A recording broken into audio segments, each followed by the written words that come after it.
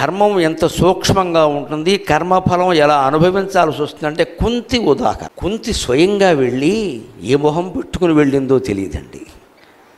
దయా దాక్షిణ్యం లేకుండా తనకి వివాహం కాదేమో, రాజరికంలో బయటపడిపోతుందేమో, 10 మందిలో అల్లరైపోతానేమో అని పుట్టిన బిడ్డని, ఇంకా కళ్ళు తెరవని బిడ్డని పాలు కావాలమ్మా అని అడగడం కూడా చేతకాని బిడ్డను నీటిపాలు చేసింది ఈ తల్లి. ఆవిడికి భగవంతుడు ఎంత కర్మ పెట్టాడు అంటే, నువ్వు పుట్టిన బిడ్డని ఏం ఆలోచించకుండా గంగపాలు చేసావు కదా, ఆ బిడ్డ దగ్గరికి వెళ్ళి నా 5 కొడుకుల్ని బతికించమని యాచించు అని రాశాడమ్మా. కర్మ అంటే అలా ఉంటుందమ్మా. కన్నరాయుభారంలో జరిగిందా లేదా? మనకి జరగదా? గ్రహస్థితి ఎంత విచిత్రంగా ఉంటుంది మనం గ్రహించం. కానీ ఎప్పుడో పాండవులు కూడా పుట్టన ముందు సూర్యవరప్రసాదం వల్ల కర్ణుడు పుడితే ఆలోచించకుండా దాసేది నేను పెంచుతానని చెప్పిందమ్మా. వద్దు, నువ్వు పెంచినా సరే బయటపడుతుందని ఇచ్చేసింది. ఇక్కడ దాసి ఉంది, ఆవిడ పెంచుతానని చెప్పింది. వద్దు, ఎలాగైనా బయటపడుతుంది, బతకనివ్వరు మా రాజవంశాలు ఇవన్నీ. మళ్ళీ పరువు హత్య అంటాడు అవడం, అంతకంటే ఉంది అని ఏదో పెట్టి కొట్టుకొస్తుంటే అందులో బారేశారు. ఆ పెట్టెవడో తీశాడు కాబట్టి సరిపోయింది. తీకపోతే బాధ్యత లేదా? మంత్రజపం చేసేటప్పుడు తెలియదా దేవతలు వస్తారని? వచ్చారు, కన్నావు, అవి ఏవో పొరపాటు కావచ్చు, ఎలా వదిలేస్తావయ్యా? అవసరమైతే ఆ పెళ్లి మానేయాలి, ఆ వంశం మానేయాలి, నా బిడ్డ సూర్యవర ప్రసాదం అని బహిరంగంగా ప్రకటించాలి. ఏదో మానవులతో సంబంధాలు పెట్టుకుని కన్నవాళ్ళనే ప్రకటిస్తారే, దేవతా సంబంధాన్ని ప్రకటించడానికి మొహమాట పడవలసిన పని ఉందండి. తన పరువు కోసం మొహమాట పడింది. అందుకే కుంతికి భగవంతుడు ఎటువంటి గతి కల్పించాడంటే, కృష్ణుడు ఏమీ ఎరగనట్టుగా వచ్చి, అత్త నేను ప్రయత్నం చేశాను, కర్ణుడు లొంగలేదు, నువ్వు వెళ్ళి అన్నాడు. ఎందుకంటే ఆయనకి చేతకాక కాదమ్మా, ఆవిడ వెళ్ళినా పని జరగదని తెలుసు. ఈ కర్మ ఈవిడ అనుభవించాల్సిందే, తప్పదు. కర్ణుడు ఏం నేరం చేశాడని వదిలేస్తారండి పుట్టిన బిడ్డని? పెద్దయ్యాక దుర్యోధనుడితో స్నేహం చేశాక ఆయన దుర్యోధనుడిని సమర్థించడం తప్పు కావచ్చు, వస్త్రాపహరణం జరుగుతుంటే వ్యభిచారి అయిన ద్రౌపదిని నిందించవచ్చు, అవన్నీ తప్పులే కావచ్చు. కానీ పుట్టిన పసిబిడ్డ ఏ నేరమూ చేయలేదే. పిల్లలు లేనివాళ్ళు లేరు అని చచ్చిపోతుంటే, ఉన్నవాడిని సహజ కవచ కుండలాలతో పుట్టిన వాడిని బంగారు కొండ అంటామే. మన పిల్లాడు ఎంత దరిద్రంగా ఉన్నా బంగారు కొండ అంటామే. కర్ణుడు నిజంగా బంగారు కొండ అండి. బంగారపు కవచమా, బంగారపు కుండలాల అలాంటి బిడ్డను వదిలేస్తారా? లోకాన్ని ఎదిరించి ఆయన పెంచుకోవాలి తప్ప. ఈరోజు భాషలో చెప్పాలంటే, ఇష్టం వచ్చిన భోగాలు అనుభవించేటప్పుడు ఏ మాట లేదా, దాని ఫలితాన్ని మాత్రం మనం తోసి పారేస్తామా? భగవంతుడు ఊరుకుంటాడు. కృష్ణుడే స్వయంగా కుంతి దగ్గరికి వెళ్ళి, అత్త ఎందుకు అడుగుతున్నాను ఆలోచించు, నువ్వు వెళ్ళు, నేను చెప్పాను. అయ్యా నువ్వు చెబితేనే విన్నవాడు, నేను చెబితే వింటాడా అంటే, లేదు, ఒక ప్రయత్నం చేయి. ప్రయత్నం లోపం ఉండకూడదు, ప్రయత్నం ఫలించకపోతే మనం బాధపడకూడదు, ప్రయత్నమే చెయ్యకపోతే బాధపడాలి. అందుకే వెళ్ళమంటే కుంతీదేవి ఏమైందంటే, గొట్టుముక్కల రామకృష్ణ గారని కాకినాడ దగ్గర పెద్దాళ్ళలో ఉండేవాడు, మహానుభావుడు, గొప్ప అవధాని. ఆయన కుంతి మీద గొప్ప కావ్యం రాశాడు, కుంతి మనోవేదనలన్నీ కూడా. ఆయన అంటాడు, కృష్ణ నాకిది యోగమా శిక్ష నాకు వేస్తున్నదంటే ఒక నవ్వు నవ్వాడు కృష్ణ పరమాత్మ. రాముడు అయితే స్పష్టంగా చెబుతాడు, కృష్ణుడు నవ్వుతాడు అంతే, అందులో 100 అర్థాలు ఉంటాయి. ఇది శిక్ష అంటే వెళ్ళవమ్మా, ఆ మాటలన్నీ ఎందుకు, శిక్ష మరి. వదిలేసిన కొడుకు దగ్గరికి, తానే నీటిలో పారేసిన కొడుకు దగ్గరికి వెళ్ళి ఏమడగాలి? వాణ్ణి బతకమని కాదు, వాడు మన పక్షానికి రమ్మని కాదు, రానంటే కనీసం పాండవులను చంపనని వాగ్దానం చేయి. ఎంత స్వార్థం, ఎంత స్వార్థం! ఏ తల్లి అయినా ఇలా ప్రవర్తించచ్చా? కనుడేం లోకుగా దొరికాడా? ఉన్న బిడ్డను నీటిలో పారేస్తావా? వాడేదో సొంతంగా ఎవరి దగ్గర చదువు నేర్చుకుని వాడేదో పరాక్రమం సంపాదించుకుంటే, ఆ పరాక్రమం అంతా పాండవులను చంపడం కోసమే అన్నట్టుగా వాడు ప్రతిజ్ఞ చేస్తే, ఆ ప్రతిజ్ఞ కూడా తప్పి నీకు పుత్రదానం చేయమంటావా? ఏమి స్వార్థం అండి ఇది! దీన్ని కూడా తట్టుకున్నాడు కర్ణుడు. అందుకని కర్ణుడు దానవీర సూరకర్ణ, నేను నమస్కారం చేస్తానమ్మా. మహోదాత్త మహా ఉదారంగా ప్రవర్తించారండి చాలా విషయాల్లో. అసలైన ధర్మం చర్చ వచ్చినప్పుడు, నేను ఎట్టి పరిస్థితుల్లో మంచో చెడ్డో ఏదైనా కానీ దుర్యోధనుడికి మాట ఇచ్చా, మాటకు కట్టుబడతానని చెప్పాడు. అందుకు మనం కర్ణుడిని మెచ్చుకోవలసింది. తల్లి వచ్చినా లొంగలేదు. కానీ కుంతి కర్మ ఎలా వచ్చింది అంటే, వదిలేసిన బిడ్డ దగ్గరికి వెళ్ళి బతుకున్న బిడ్డలకి ప్రాణభిక్ష పెట్టమని అడిగింది. ఇక్కడ ఇంకో ధర్మ సూక్ష్మం రహస్యం చెప్పి నేను సెలవు తీసుకుంటా. కృష్ణుడు ఎందుకు కర్ణుడి దగ్గరికి వెళ్ళాడు? కృష్ణుడు ఏం పాపం చేయలేదే, కర్ణుడిని బతిమాలాల్సిన అవసరం ఏం లేదే. పైగా అక్కడ చాలామందికి లోకంలో ఉన్న దురభిప్రాయం ఏమిటంటే కృష్ణుడు కర్ణుడికి బాగా ఆఫర్లు ఇచ్చాట. ఆఫర్లు ఇస్తాడు దేవుడు. మన మాటలు విచిత్ర ఆఫర్లు ఇచ్చాట. ఎందుకంటే పాండవులు గెలవాలి అంటే కర్ణుడు ఉండగా గెలవలేట. అందుకని కర్ణుడిని ఇక్కడికి లాగాలట. లాగి గెలిపి ఇన్ని ఆఫర్లు ఇచ్చి వ్యాపారాలు చేసుకునేవాడు ఆ దేవుడు అంటే. ఒక్క చేత్తో ఆయన గెలిపించలేడా? స్పష్టంగా రాయబారంలో విశ్వరూపం చూపించిన మనిషి, భగవద్గీతలో విశ్వరూపం చూపించిన మనిషి, మట్టి తిన్నావుట కదరా అన్నయ్య చెబుతున్నాడంటే తల్లికి విశ్వరూపం చూపించిన మనిషి దుర్యోధనుడికి కర్ణుడికి విశ్వరూపం చూపించలేడండి. అమాయకత్వపు మాటలు ఇవన్నీ. కర్ణరాయబారానికి కృష్ణుడు వెళ్ళడంలో ఒకే ఒక్క కారణం లోపల ఉందమ్మా. కర్ణుడు గనక యువతల పక్షానికి వస్తే దుర్యోధనుడు యుద్ధం చెయ్యడు. అది కృష్ణుని యొక్క సంకల్పం. కృష్ణ పరమాత్మను తప్పుపట్టవలసిన అవసరమే లేదు. అక్కడ భగవంతుడు ఎప్పుడూ తప్పు చేయడు. ఆయన వ్యూహం, ఆయన ఆలోచన ఏమిటంటే జరుగుతుందో జరగదో. కర్ణుడు యువతలకి లాగేస్తే యుద్ధం ఆగిపోతుంది. 20 లక్షల మంది ఎందుకు చచ్చిపోవాలి? అంత యుద్ధం ఎందుకు జరిగింది? అంత అవసరం ఏమిటండి? ఈ యుద్ధాన్ని ఆపడానికి పరమాత్మ చిత్తశుద్ధిగా ప్రయత్నం చేశాడు. శాంతి కాముకుడు ఎవరైనా ఉంటే శ్రీకృష్ణ పరమాత్మ మాత్రమే.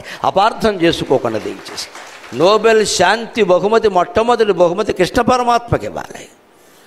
ఆయన యుద్ధప్రియుడు అంటారు. పైగా వీళ్ళందరినీ చంపడం కోసం ఆయన అవతరించాడు. చంపడం కోసం భగవంతుడు పుట్టడం పెట్టండి, అర్థం లేని మాట. ధర్మాన్ని రక్షించాలి, అధర్మాన్ని శిక్షించాలంటే యుద్ధం తప్పదు కాబట్టి చేశాడు. కానీ మనుషులను చంపడం కోసం దేవుడు పుడతాడా? మనుషులను పుట్టించింది ఆయనే కదా, చంపుకుంటాడా? అదేం మాట? తెలియకుండా మాట్లాడాలి ఇవన్నీ.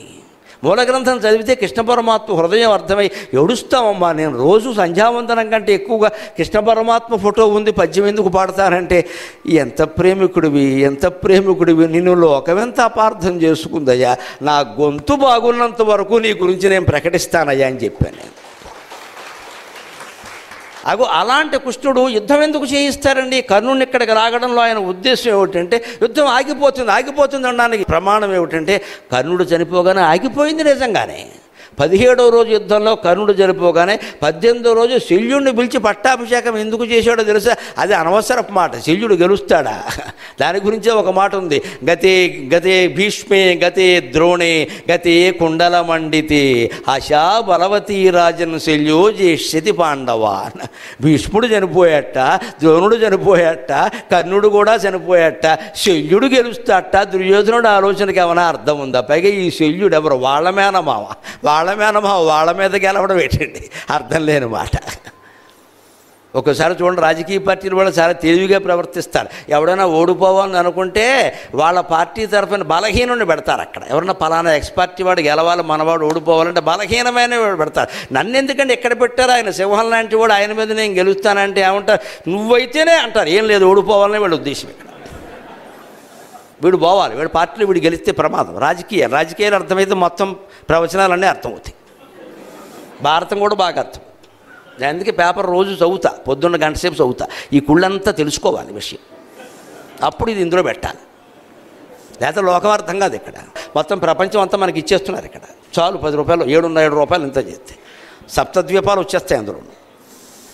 అవన్నీ చదివితే మొత్తం అర్థమైపోయింది ప్రపంచం అంతా. ఇంకా వేరే చూడాల్సిన పని, రూమ్లోకి కదలాల్సిన పని లేదు ఇక్కడ. ఇంకొక మాట చెబుతా. ఈ ఆఫర్లు ఇచ్చాడు అసలు. ఎక్కడ మూల భారతంలో మీరు వ్యాస భారతం చదవండి, నీకు పట్టాభిషేకం జరుగుతుందన్నాడు. ఎందుకంటే అన్నగారు కదండి, ధర్మరాజు ఒప్పుకుంటాడు. అందరికంటే ముందు పుట్టాడు కదా. ఈయన సూర్యవరప్రసాదం అయితే వాళ్ళు దేవతల వరప్రసాదమే కదా. అందుకని ఒప్పుకుంటాడు, అనుమానం వెళ్ళ. ధర్మరాజును శంకించక్కల. అంచేది నీకు పట్టాభిషేకం చేయిస్తా. అర్జునుడు నీకు గుర్రాలు తోలుతాడు, అభిమన్యుడు నీ పక్కనే ఉంటాడు, భీముడు నీకు వింజామర వేస్తాడు, ఇవన్నీ చేయిస్తాడు. పొరపాటును కూడా కర్ణరాయబారంలో శ్రీకృష్ణ పరమాత్మ ద్రౌపది నిన్ను చేసుకుంటుందనే మాట మాట్లాడలేదండి. ఇది పచ్చి అబద్ధం. మీరు మూల భారతం చూసుకుంటూ తెలుస్తుంది. పొరపాటును కూడా మాట్లాడలా.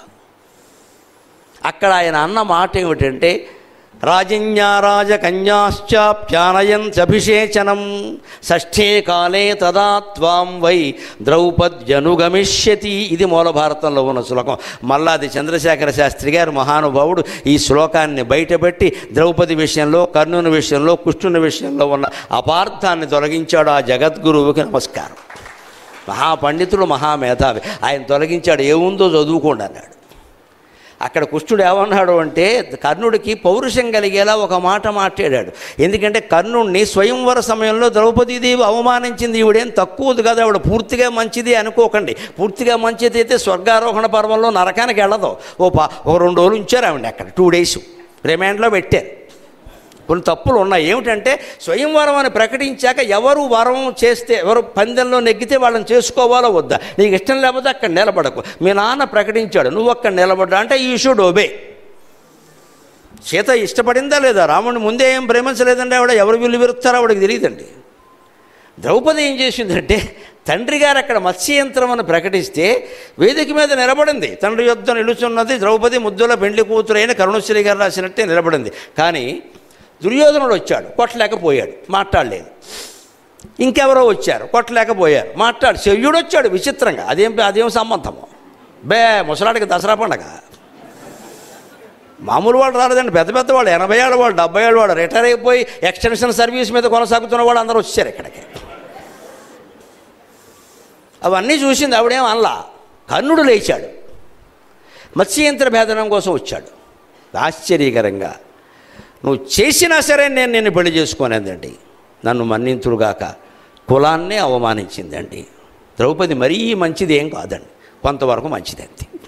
ఆవిడ అహంకారాలు ఆవిడకున్నాయి. నువ్వు సూత కులంలో పుట్టావు కాబట్టి నువ్వు చేసినా నేను చేసుకోను. ఈ హక్కు ఈవిడికి ఎవరికి ఇచ్చారండి? నువ్వు ఎందుకు నిలబడ్డావు అక్కడ? పందెం అంటే పందెమే, మళ్ళీ ఇక్కడ షరతులు పెడతావేటి? మంటెత్తిపోదా కర్ణుడికి. నా కులాన్ని బట్టి నేను పౌరుషం ఉన్నా సరే, పరాక్రమం ఉన్నా సరే నన్ను చేసుకోరా. ఇంత అవమానమా? ఆ కులంలో పుట్టిన నా తప్ప? ఇవాళ కులాల పేరు మీద అవమానం జరుగుతుంటే వాళ్ళు బలహీన వర్గాల వాళ్ళు ఏ బాధపడుతున్నారో ఆ బాధని కర్ణుడు పాత్ర రూపంలో భారతం వ్యక్తం చేసింది. భారతీయ సంస్కృతికి నమస్కారం. ఎవ్వరికి అవమానం, ఎవరి బాధ అయినా మనం అర్థం చేసుకోవాల్సింది. కులం పేరు మీద ఎలా తిడతామమ్మా? వాడు గుణం పేరు మీద అనండి, నువ్వు అబద్ధాలు ఆడుతున్నావు అనండి, నువ్వు మోసకారివి అనండి, ఫలానా కులంలో పుట్టావని ఎలా తిడతావు? వాడు ఏమైనా అప్లికేషన్ పెట్టుకుని పుట్టాడు? నాకు అర్థం కాదు. ఈ మాట నోటమ్మట రాకూడదండి. ఇవాళ సమాజంలో ఘర్షణలకు అదే కారణం. దానికి భారతం సమాధానం చెప్పింది. ఈ మాట ద్రౌపది అంది, అది కర్ణుడికి మనస్సులో ఉండిపోయింది. నేను ఎంత సమర్థత ఉన్నా సరే కులం పేరు మీద నన్ను అవమానిస్తారేంటి? ఆ అవమాన భారాన్ని పోగొట్టడానికి కృష్ణుడు ఏం వ్యూహం పన్నాడు అంటే, సంసారపక్షంగా సమస్యల్ని పరిష్కారం చేసే మహానుభావుడు కాబట్టి 16,000 మందితో చేసిన సంసారం అనుభవం ఉంది కాబట్టి ఏమన్నాడంటే, ఏ ద్రౌపది నిన్ను కులం పేరు మీద అవమానించిందో ఆ ద్రౌపది ఇతర రాజకన్యలతో పాటుగా నీ ఊరేగింపులో పాల్గొని నీకు హారతి ఇస్తుందయ్యా అని చెప్పాడు. ఇది కృష్ణుడు అన్నమాట. రాజకన్యాశ్చాప్యానయన్ అభిషేచనం. మహారాజులు రాజకన్యలో కూడా నీకు అభిషేకం జరుగుతుంటే వెనకాల వస్తారు కదా, అభిషేకము నీళ్లు కలశాలు పట్టుకుంటారు కదా, స్వాగతం చెబుతారు కదా. అప్పుడేమిటి? షష్ఠే కాలే తదాత్వం వై. ఈ విషయంలో తిక్కన్న గారు కూడా పొరపాటు పడ్డారు, నన్ను మన్నించండి. అంచితముగా నిన్ను బొందులు 6 వరుస నన్ను పద్యం రాసేశాడు ఆయన. పంచాల రాజపుత్రియు అంచితముగా నిన్ను బొందులు 6 వరుసను పొరపాటు పడ్డానికి కారణం ఏమిటంటే, షష్ఠే కాలే తదాత్వాం వై అన్నాడు. అంటే 6వ వాడుగా నిన్ను వరిస్తుంది అనుకుని తిరుపతి వెంకట కవులు సహా తిక్కన గారు సహా పొరపాటు పడ్డారు. మహానుభావులు పొరపాటు పడరని ఏం లేదు అక్కడ. ప్రమాదో ధీమతామపి అన్నారు. కాస్త సూక్ష్మంగా ఆలోచించకపోతే పొరపాటు పడతారమ్మా, దానికే ఉంది, పెద్ద విషయం కాదు అది. నేను ఖాండవ వనదహనం గురించి మాట్లాడుతూ అక్కడ తక్షకుడు తల్లి కొడుకు, తక్షకుడు ఆయన తల్లి ఉన్నారు, లేరు ఆ తక్షకుడు భార్య తక్షకుడు కొడుకు ఉన్నారు. అక్కడ మాట పొరపాటు ఎవరికైనా వస్తుంది, దానికి పోలీస్ కేసు పెట్టేస్తే అలాగా మాట పొరపాటు అంతకంటే. అలాగా తిక్కన గారు కూడా సరిగ్గా చూడలేదు. షష్ఠే కాలే తదాత్వం అనగానే అన్ని ఆఫర్లు ఇచ్చాడు కదా, దాంతోపాటు ఇది అని ఉంటాడులే అని. అంచితముగా నిన్ను పొందున 6 వరుసను అర్థానికి ఇంకా తిరుపతి వెంకట కవులు రెచ్చిపోయి వాళ్ళకి నాటకం కావాలి కదా.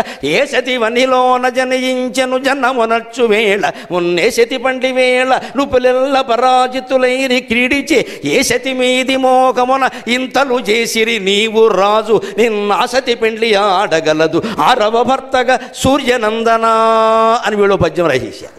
వీళ్ళు ఏ రాసేశారు? చప్పట్లు కొట్టేశారు, అయిపోయింది. మరి ద్రౌపది బతుకేమైపోయింది, కృష్ణుడు బతుకేమైపోయింది. ఈయన ఆఫర్లు ఇచ్చేవాడికి తయారయ్యాడు. రాజ్యం ఇస్తే ఇవ్వచ్చండి, సంపదలు ఇచ్చే ఇవ్వచ్చండి, భార్యను ఎలా ఇస్తారండి? అర్థం లేదా దానికి? ఆ మాట కుష్ఠుడు అల్ల. ఇక్కడ షష్ఠే కాలే అంటే అర్థం ఏమిటంటే, మళ్ళీ నేను మల్లాది చంద్రశేఖర శాస్త్రి గారికి పాండిత్యానికి నమస్కారం చేస్తున్న మహానుభావుడు అపార్థాలు పోగొట్టి ద్రౌపదిని కుష్ఠుణ్ణి కాపాడాడు. షష్ఠే కాలే అంటే 6 అనేది కాలానికి విశేషణం, మనుషులకి విశేషణం కాదు. షష్ఠే కాలే 6వ కాలం. పగటి కాలాన్ని మన పురాణాలు 6 భాగాలుగా విభజించాయి. ప్రాతకాలం, సంగవ కాలం, మధ్యాహ్న కాలం, అపరాహ్న కాలం, సాయంకాలం, నిశాముఖం. ఇవి 6. ప్రాతకాలం, సంగవ కాలం, మధ్యాహ్న కాలం, అపరాహ్న కాలం, సాయంకాలం, నిశాముఖం. ఇవి 6 అండి.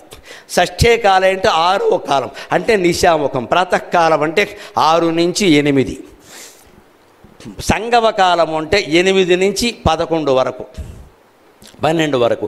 మధ్యాహ్న కాలం అంటే 12 నుంచి 2, అపరాహ్న కాలం అంటే 2 నుంచి 4. తద్దినాలు అప్పుడే పెడతారు, అపరాహ్నంలో పెట్టారు, మధ్యాహ్నం కాదు.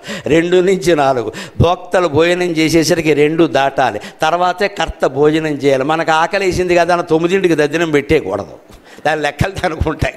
అందుకని ప్రాతకాలం అంటే 6 నుంచి 8, సంగవ కాలం అంటే 8 నుంచి 12, మధ్యాహ్నం అంటే 12 నుంచి 2, అపరాహ్న కాలం అంటే 2 నుంచి 4, సాయంకాలం అంటే 4 నుంచి 6, నిశాముఖం అంటే 6 నుంచి 7. నిశాముఖం 6 నుంచి 7 ముఖ్యమంత్రి పట్టాభిషేకానికి, మంత్రివర్గ ప్రమాణ స్వీకారానికి, మహారాజుల పదవి స్వీకరించడానికి, అనేక రకాల సంఘాలు అధ్యక్షులు ప్రమాణ స్వీకారం చేయడానికి శాస్త్రం ప్రకారం 6 నుంచి 7 చాలా మంచి సమయం, చాలా మంచి సమయం. అది షష్ఠే కాలే. 6వ కాలము అంటే అర్థం. దీనికి గుజరాతీ ప్రతి భారతంలో వ్యాఖ్యానం ఉంది. దాన్ని సేకరించి మల్లాది చంద్రశేఖర శాస్త్రి గారు చెప్పే వరకు తెలుగు పండితులు కూడా, పురాణ ప్రవచనకర్తలు ఎవరు గమనించలేదు ఈ విషయాన్ని. ఈ విషయాన్ని ఎవడు చెప్పాలో వాడే చెప్పాలి. గుజరాతీ ప్రతిలో ఈ వ్యాఖ్యానం ఉంది, దానికి షష్ఠే కాలే. పైగా స్పష్టమైన వ్యాకరణం తెలిసిన పండితులు అందరూ గ్రహించగలరు. 6వ భర్తగా అంటే షష్ఠం భర్తే భర్తరి అని అంటారు కదా, ఖచ్చితంగా సప్తమి విభక్తి వాడకుండా షష్ఠే కాలే, కాలేకి విశేషణంగా షష్ఠే అని వాడారు. అంటే 6వ కాలంలో రాజకన్యలందరితో పాటుగా ద్రౌపది కూడా నిన్ను అనుసరిస్తుంది అంటే నీ కక్ష తీరుతుంది, నీ కోపం తీరుతుంది. ఈ నిండు సభలో నిన్ను అవమానించింది కదా, అందుకు నువ్వు కూడా తక్కువ వాడేవి కాదు, వస్త్రాపరణంలో ఏదో అనేసావులే అనుకో పోని, అందుకు కూడా సరిపోకపోతే ఇప్పుడు అన్నగారిగా వస్తే ఆవిడ కూడా వచ్చి నీకు కూడా మొహాన మంగళహారతి ఇస్తుందా, నువ్వు 116 పళ్ళెల్ని వేయిచ్చయ్యా నాయన అని చెప్పాడు. అంతకు మించి ద్రౌపది పెళ్లి చేసుకుంటుందనే మాట లేదు. ఈ ఆఫర్లు ఏవి పరమాత్మ ఇవ్వలేదు. ఇది ధర్మ సూక్ష్మం, ఇది రహస్యం. ఇక కర్ణపర్వంలోకి వెళదాం. మధ్యాహ్నం 2 గంటల వరకు సంశప్తకులతో పోరాటం చేసి 5000 మందితో అలిసిపోయి అర్జునుడు వచ్చాడు. మధ్యందిన మార్తాండులాగా కర్ణుడు వెలుగొందుతున్నాడు. ఈవేళ చంపకపోతే ఇంకెప్పుడు చంపలేం అనే మాట వచ్చింది. వెంటనే కృష్ణ రథాన్ని నేరుగా కర్ణుడి దగ్గరికి పోని, ఈవేళ కర్ణుడో నేనో తేలిపోవాలన్నాడు. ఈయన రథాన్ని అటు పోనిచ్చాడు, సారథి కర్తవ్యం కదా. అప్పుడు కర్ణుడు ఘటోత్కచుడిని చంపిన ఉత్సాహంలో బ్రహ్మాండమైన తేజస్సుతో ఆయన తండ్రి సూర్యనారాయణుని తేజస్సుతో వెలుగొందిపోదు. రశ్మిమంతం సముద్యంతం భాస్కరం పూజయేస్వ వివస్వంతం భాస్కరం భువనేశ్వరం అని ఆదిత్య హృదయంలో చెప్పినట్టుగా ఆయన వెలుగొందిపోతున్నాడు అక్కడ. ఆ కర్ణుడిని చూసేసరికి అర్జునుడికి కూడా భయం వేసిందండి. జీవితంలో భయాలు ఎలా ఉంటాయి, అర్జునుడు అనగానే భయం లేదు అని ఆయన భయపడ్డాడు. భారతంలో స్పష్టంగా ఉంది. ఒక్కసారి ఇలా చూసి మాధవ మన రథమును వెనుక కుమరల నిమ్ము అన్నాడు. ఇంత తేజస్సుతో వెలుగొందుతున్న కర్ణుడిని ఇప్పుడు చంపడం కష్టమేమో అని అనకుండా, వీరుడు అలా అంటే కష్టం కదా. అప్పటికి ఈయనకు అనుకూలంగా ఒక వార్త తెలిసింది. ఏమంటే కర్ణుడి చేతిలో ధర్మరాజు ఓడిపోయి బాధపడుతున్నాడు, శిబిరంలో ఉన్నాడు, పారిపోయాడు. ధర్మరాజు కర్ణుడి చేతిలో ఓడిపోతే ఈయన నేల మీద పడిపోయాడు. కర్ణుడు వెంటనే ధనుస్సు కొస ధర్మరాజు బొడ్డు మీద ఏమిట, పోరా జోదగాడి మీద పందెలాడుకున్నారు, అక్కడ నువ్వు వస్తావు యుద్ధానికి పో అన్నాడు. అంతే. ఆ మాట ధర్మరాజుని ఎంత చెలింపజేస్తుంది. ఆ మాటతో ఆయన శిబిరానికి వెళ్ళాడు. ఆ వార్త కృష్ణుడికి తెలిసింది. అర్జునుల్లో ఉండేటువంటి నిస్తేజాన్ని గమనించాడు. ఊరికే అనక్కల కొన్ని వేల మందితో పోరాడు వచ్చాడు. మధ్యాహ్నం 3:30 వరకు ఉండదా, మళ్ళీ కర్ణుడితో యుద్ధం చేయమంటే ఎలాగా, విశ్రాంతి ఉండాలి కదా. అందుకని ఆలోచిస్తే ఈయనేమో పౌరుషానికి పెడుతూ మాధవా మన రథమును మరలనిమ్ము అంటే, అర్థమైంది నాయన, నువ్వు ఇప్పుడు వెనక్కి వెళ్ళడం అవసరం కూడా. ధర్మరాజుని కర్ణుడు బాధించాడయ్యా, ఆయన్ని కాస్త 4 మాటలతో ఓదార్చి వద్దామన్నాడు. మా అన్నగారి యొక్క జీవితం నాకు చాలా ప్రధానం, అందుకని వెనక్కి పోనేను. అన్నగారి జీవితం ఎంత ప్రధానమో కర్ణుడు తేజస్సుకు తట్టుకోలేకపోవడం కూడా అంతే ప్రధానం. విషయం అంతే. వాస్తవం మనకేమి ఇక్కడ మనం అర్జున ఫ్యాన్స్ కాదు, కర్ణ ఫ్యాన్స్ కాదు, ధర్మానికి ఒక్కడికే నేను ఫ్యాన్. ఏది జరిగిందో అది చెప్పడమే అంతే. ఇప్పుడు కర్ణవధలో ఉండే సూక్ష్మాన్ని గమనించండి. కర్ణుడు మనం అనుకుంటున్నంత దాత కాదు, మనం అనుకుంటున్నంత వీరుడు కూడా కాదు. దాత కాదు అనడానికి కవచకుండలాల తప్పితే ఆయన చేసిన ప్రసిద్ధమైన దానం ఏది వ్యాసభారతంలో లేదు. దయచేసి పుట్టగింపు కథలు నమ్మకండి.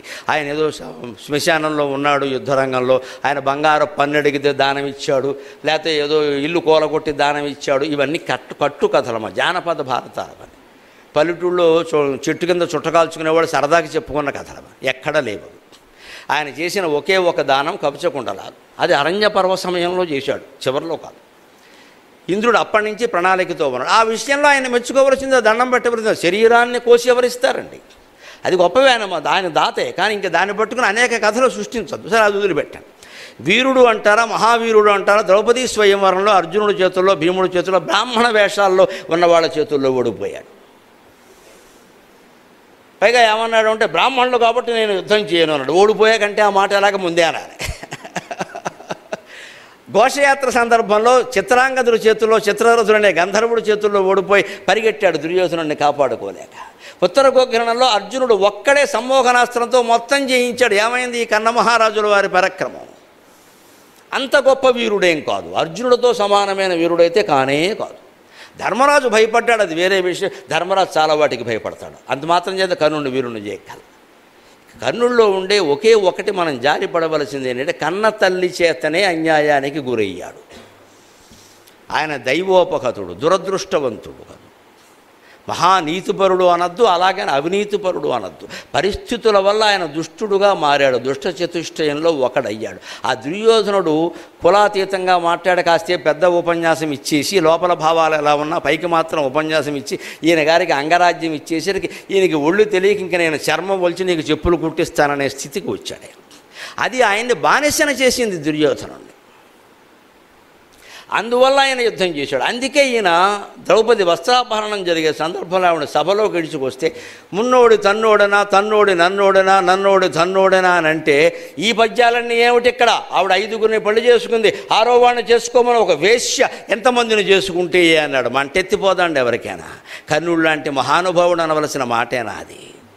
ఆయనకి జరిగిన చిన్నతనంలో అవమానం ఏదో జరిగితే, నీ కులమేమిటి, ఒక రాజకుమారుడితో పోరాడడానికి నీకుండే అర్హత ఏమిటని ప్రశ్నిస్తే నీకెంత అవమానంగా అనిపించింది.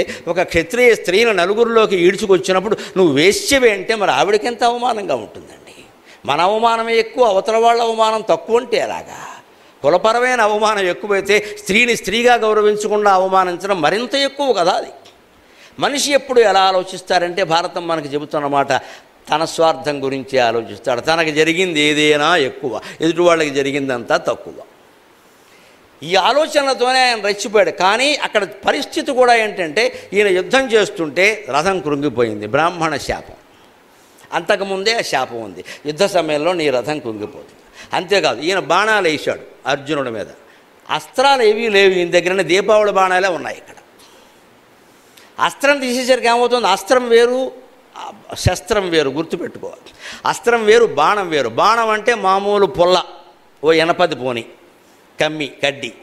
అస్త్రం అంటే మంత్రపూర్వకమైంది అస్త్రం. అందుకని వారుణాస్త్రం, వాయువ్యాస్త్రం, సౌరాస్త్రం, గరుడాస్త్రం, అవి అస్త్రాలు. వాటికి మంత్రాలు ఉంటాయి వెనకాల. ఆ మంత్ర జపాన్ని ఆ వీరుడు ఇంటి దగ్గర కొన్ని లక్షల సార్లు చేస్తాడు. అప్పుడు యుద్ధరంగంలో ఒక్కసారి చేసినా అది ఫలిస్తుంది. ఎలాగా? 10వ తరగతి విద్యార్థి ఏడాదంతా ప్రశ్నలకు జవాబులు కంఠస్థం చేస్తాడు. పరీక్షలో ఒక్కసారి గుర్తు చేసుకుంటే వస్తుందో లేదా. పరీక్షలో కూడా 60 సార్లు చదవడం మొదలు పెడితే టైం అయిపోయింది, బయటికి పోమంటారు. మనం అభ్యాసం చేస్తే అక్కడ ఒక్కసారి గుర్తొస్తుంది కదా. అలా మంత్రజపం కూడా కోట్లు కోట్లు కోట్లు రోజు చేస్తే యుద్ధరంగంలో అవసరమైన క్షణంలో ఒక్కసారికే అది ఫలిస్తుంది. అలా ఫలించింది. అలాంటి మంత్రజపాలు చేశాడు. కానీ దురదృష్టం వల్ల, పరశురాముడి శాపం వల్ల, బ్రాహ్మణుడి శాపం వల్ల, ఇతరుల శాపాల వల్ల, రకరకాల దురదృష్టకర ఘట్టాల వల్ల ఈయనకి మంత్రాలేవి గుర్తు రావట్లా. పైగా కర్ణుల్లో ఒక ప్రధానమైన లోపం, అభిమన్యుడిలాగే ఆయనకి దైవం మీద పరిపూర్ణ విశ్వాసం లేదు. కృష్ణ పరమాత్మ కాదు, ఏ దేవుణ్ణి ఆయన ప్రత్యేకించి ఆరాధించినట్టుగా మనకు కనపడదు. ఇంకా అంతో ఎంతో దుర్యోధనుడికైనా ఉందేమో కానీ ఈయన కారేది తక్కువ. ఈయనకి ఎంతసేపు పౌరుషమే. అందుకే దైవోపహతుడు. అందుకే మంత్రాలు గుర్తు రాకపోతే వ్యాసభారతంలో శల్యుడితో అంటాడు, నాకు అస్త్రాలు వస్తున్నాయి, మంత్రాలు గుర్తు రావట్లేదు, స్ఫురించట్లేదు అంటాడు. వెంటనే శల్యుడు ఏమంటాడో తెలుసా?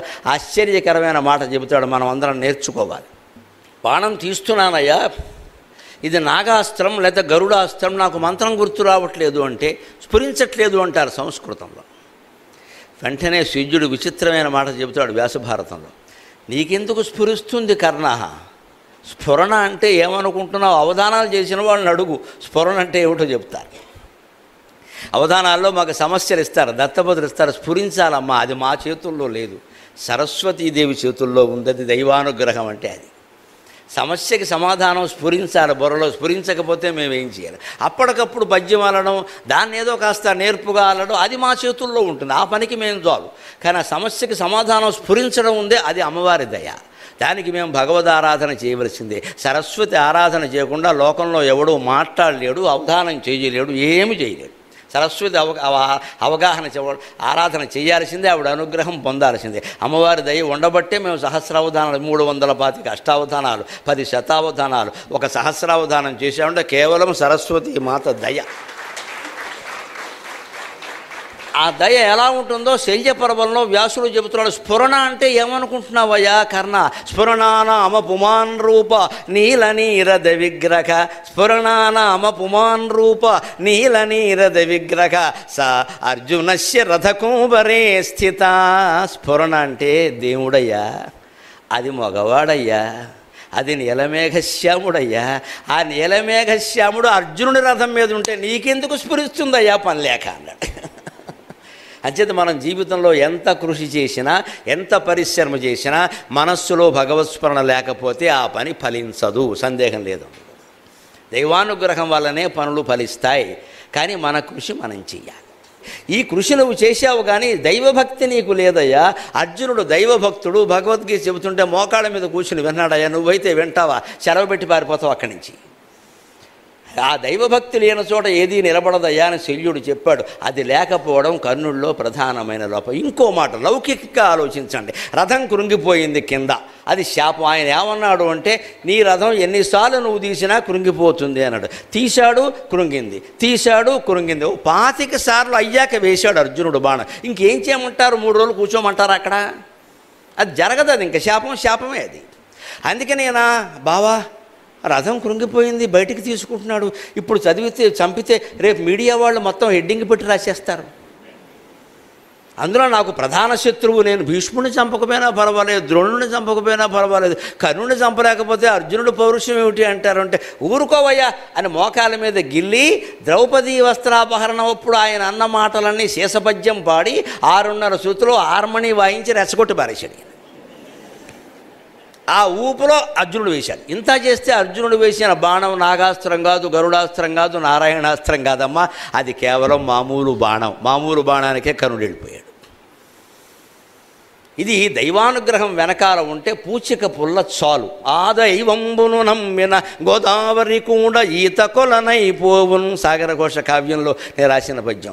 ఆ దైవంబును నమ్మిన గోదావరి కూడా ఈత కొలనైపోవున్. ఆ దైవంబును నమ్మిన గోదావరి కోడ ఈత కొలనైపోవున్. నీదైన చిత్తశుద్ధికి పదాక్రాంతంబగును ప్రపంచం వెల్లన్. చిత్తశుద్ధితో భగవంతుడు స్మరిస్తూ మన పని మనం చేస్తే ప్రపంచం మనకి పాదాక్రాంతం అవుతుంది.